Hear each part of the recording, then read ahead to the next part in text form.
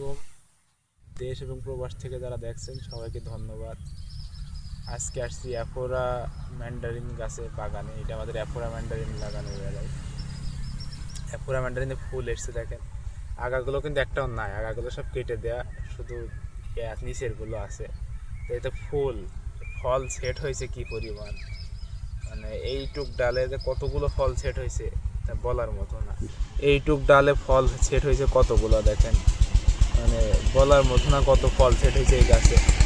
গাছ তো নাই, তারপরেও যে ফল সেট হয়েছে।